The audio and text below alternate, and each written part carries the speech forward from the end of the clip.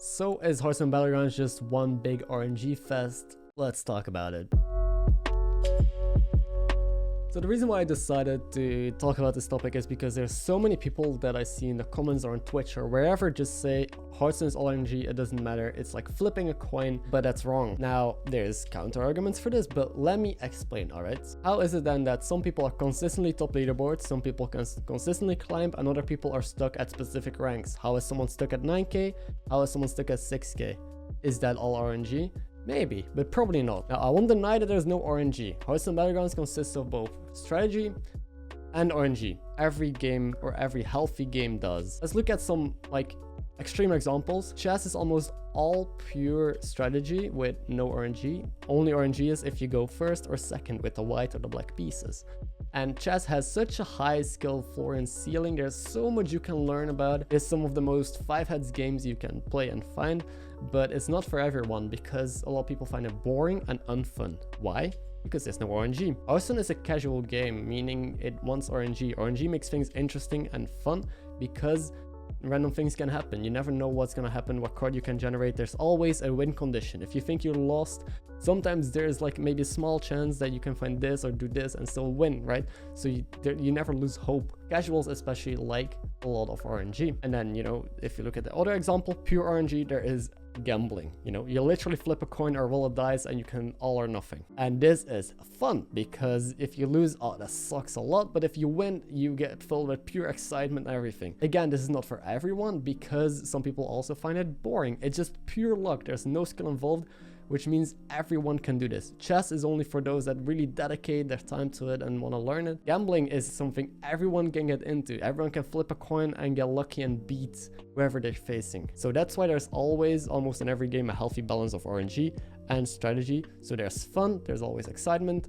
Every game is different and people can easily get involved, and there's still strategies so people can learn the game. There's skill ceilings and skill floors, things you have to master and things you have to understand about the game in order to rank up and, you know, can actually add rankings in the game. Now, the main reason why people have the argument of it's all RNG is because of tilting. People get mad when they lose a 5% and they think, oh, it's 5%, why did I lose this? I'm supposed to win this. If the game was better, I would have won this because I'm stronger.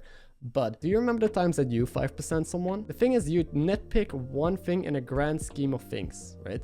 There's this one game, a 5%, that you lost, and you're gonna blame all your attention on that, and you're gonna have that overwhelm your entire experience. While it's a 5%, within 20 games, it's gonna be another 5% that you won that you don't think about. And you might say, oh, but in 20 games, I only lost a 5% and didn't win a 5%. Okay, that's possible. But then maybe 20 more games, you're gonna win 2 5%. Who knows, right? Whatever can happen will happen. That is Murphy's Law. So if you play like 5 games in a day and you get unlucky in one of them, sure, maybe that day you got unlucky.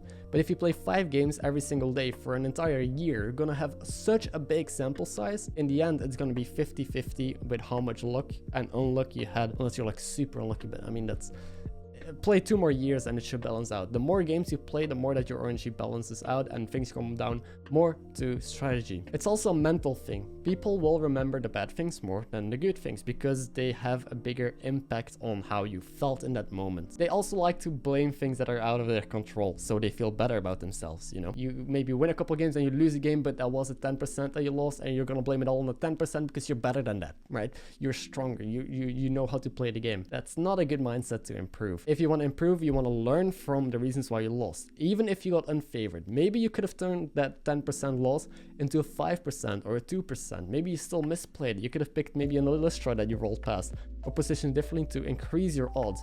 But you don't care because you were favored anyway. It's a bad mindset to have, and I would recommend checking streamers and other people because they do get tilted as well. If I roll a 1% loss, I'm gonna be upset. But I don't carry that over to the next game and over my general mindset when it comes to playing Hearthstone. I'm also gonna try and think of ways that maybe I could have improved my odds. Maybe I could have done something different because that's how you get better. So, does Hearthstone have RNG? Yes. Is Hearthstone all RNG? No. Now, I do want to mention that it changes from meta to meta. There are metas where RNG is kind of a little bit more important than strategy, where things are completely messed up. But overall, it has been a healthy balance of both RNG and strategy. There's also been metas where there's less RNG and more strategy, which usually more casual players are upset about because things get less unfun and things are just, oh, this is strong, you play this, you force this, you win. Remember when Elementals just came out? Elementals are super strong. It was less RNG and it was all about, you know, play Elementals and you will win the lobby. And everyone started playing for Elementals. That introduced a little bit of RNG of who gets Elementals first. But if there's only like a couple super strong things that are just objectively the strongest, things are not fun unless the meta settles and balances out and things counter each other.